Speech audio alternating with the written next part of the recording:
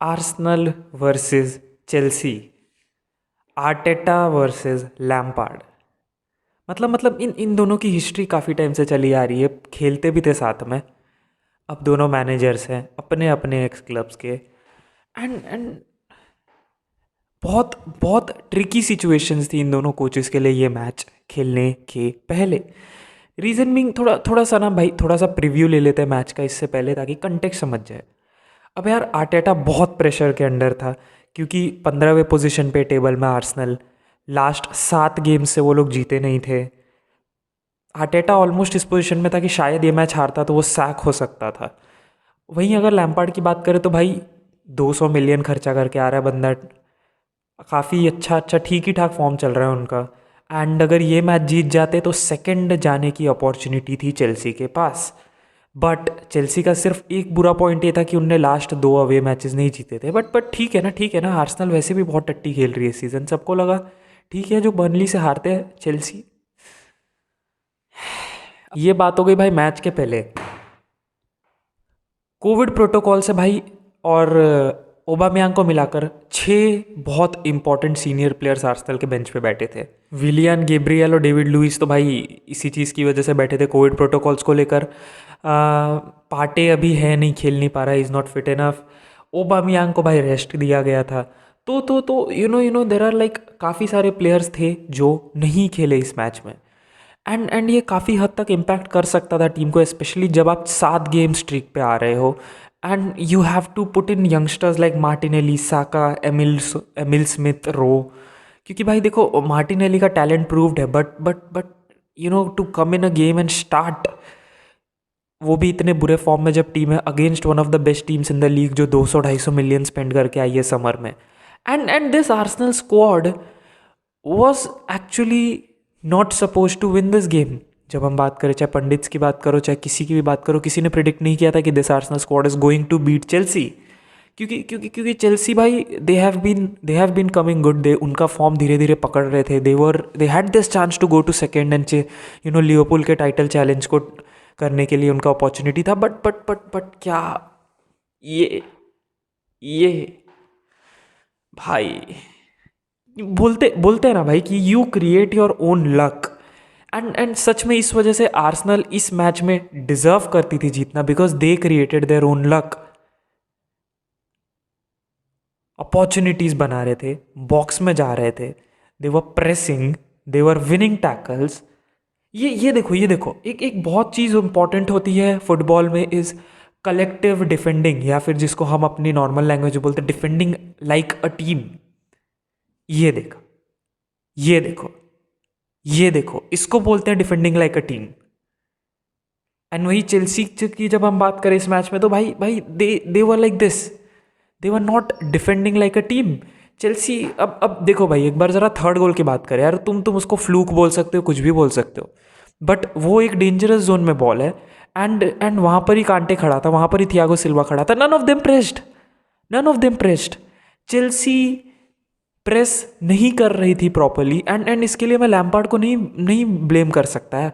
ये प्लेयर्स की बात है, they were not pressing, they were not, maybe they were not interested in pressing, maybe they हो सकता है उनने आर्सेनल को बहुत ढीले में ले लिया कि ये लोग बस we can just beat them, they have been having a bad streak, you know जो हम बोलते हैं ओवर कॉन्फिडेंस।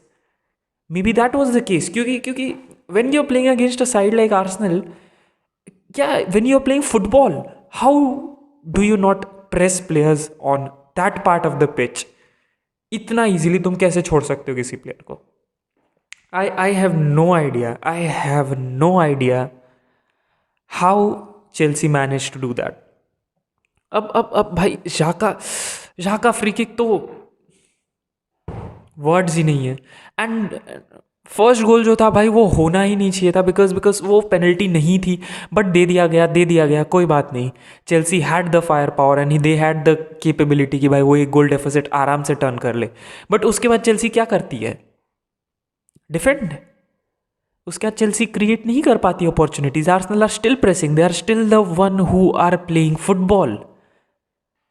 एंड ये चीज़ भाई, मतलब देखो, अगर मुझे दिखाना हो, अगर मुझे बताना हो, कोई एक प्लेयर को पॉइंट आउट करना हो आर्सेनल की पूरी परफॉर्मेंस के लिए, क्योंकि भाई ये बंदे की जरा परफॉर्मेंस देखो, press, press, overlap, fall back, pressing, वापस पोजीशन में आना, एंड इतना ज़्यादा एफर्ट पूरी पिच पर कोई प्लेयर नहीं डाल रहा था जितना टियरनी डाल रहा था।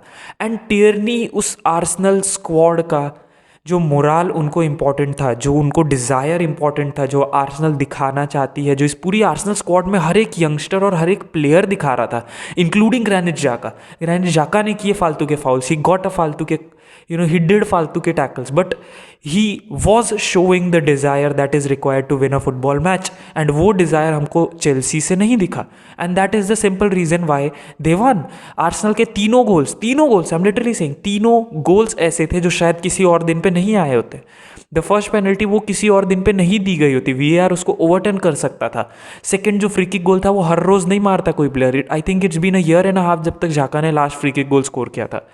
एंड बात रही थर्ड वाला गोल जो था, it's something that happens once in a career, twice in a career वाली चीज़ है। तो all the 3 goals in this match were something that could never happen on किसी अदर दिन। अगर ये किसी और दिन हुआ होता तो ये 3 गोल्स नहीं आए होते शायद। But with that said, Arsenal created their own luck. How did they create their luck? Pressing, domination, कूदा, hard work, position, defending as a team, effort. That is how Arsenal created their own luck, and that is how Chelsea destroyed their own game। क्योंकि Chelsea का start ही बुरा था। Arsenal starting से ही press कर रही थी, Chelsea को बहुत जल्दी क्लोज डाउन कर रही थी आर्सेनल। इस केस में चेल्सी क्या कर सकती थी? They could have done the same. They could have pressed as fast as Arsenal were doing. But what did they do? They did not press as fast. They did not force Arsenal to make mistakes. Rather वो कोशिश कर रहे थे कि भाई हम अपना buildup play कर लेंगे, हम कुछ ना कुछ कर लेंगे। And what happened? इसलिए इसलिए बोलते हैं कि भाई सिर्फ क्वालिटी मैटर नहीं करती प्लेयर्स की, how you use them also matters. And इस मैच में मैं कंप्लीट ब्लेम सिर्फ लैम्पार्ड पे नहीं डाल सकता, because Lampard can so much as do as being a coach. वो प्लेयर्स को प्रेस करने के लिए नहीं फोर्स कर सकता बाहर से खड़े रहकर, वो प्लेयर्स को भगा नहीं सकता बाहर से खड़े रहकर। एंड ये चीज़ हम मिसिंग देख रहे थे आर्सेनल में पिछले कुछ मैचेस में। They were giving efforts, but senior players like Willian, players like Aubameyang, वो उतना एफर्ट नहीं डाल रहे थे जितना ज़रूरत था। एमिल स्मिथ रो को देखो, मिडफील्ड में जो बंदा खेल रहा था, वो बहुत ज़्यादा कुछ क्रिएट नहीं किया। सच बोलूँ तो technically he did not create a lot. उसकी पोजीशन नंबर 10 थी, was playing behind Lacazette. But what was he doing good? वो अपोनेंट्स को भी क्रिएट नहीं करने दे रहा था from the midfield. He was pressing them even if he could not win the ball, he was pressing, he was giving in the effort required. Same cheese Saka, same cheese even Lacazette. तो इन चीज़ों से भाई, because Arsenal were good at pressing and that was happening because players effort दिखा रहे थे, and that is why Chelsea के लिए spaces close down हो रही थी, and that is how Arsenal won this game. अगर ये बहुत टफ है समझने के लिए, तो बस इतना समझ लो कि 100 मीटर की रेस में तुम और उसेन बोल्ट भाग रहे हो, और उसेन बोल्ट बिल्कुल भी एफर्ट नहीं डालता, आराम से जॉग कर रहा है, और तुम एक बच्चे हो जिसकी पेस उतनी नहीं है, बट तुम अपना पूरा एफर्ट दे रहे हो। It's like that. क्योंकि चेल्सी वो good, they are a good team, they are a good team out and out, but they had a very bad day, and उसमें उनने और ज़्यादा हेल्प किया by not giving in the efforts required. अब क्या यह Arteta master class था? Tactically Arteta master class था? नहीं, because he was force to choose this youngsters क्योंकि उसके प्लेयर्स बाहर थे। क्या ये टैक्टिकल मास्टर क्लास था आर्टेटा कि भाई उसने बोला बंदों को तुम ये करो तुम वो करो? नहीं, बिकॉज वी जस्ट डिस्कस्ड, किसी और दिन ये गोल्स नहीं स्कोर हुए होते, तीनों के तीनों। सो it wasn't a tactical masterclass, it wasn't anything special, it was the players doing what they are supposed to do, and it was the manager motivating the player to do what they can do, बस. And that is how Arsenal won this game. तो I think you might have like this video. If you did, like कर दो भाई. नए हो channel पे, subscribe भी कर दो, why not. And I will see you in the next one. This is FKR signing out. Bye bye.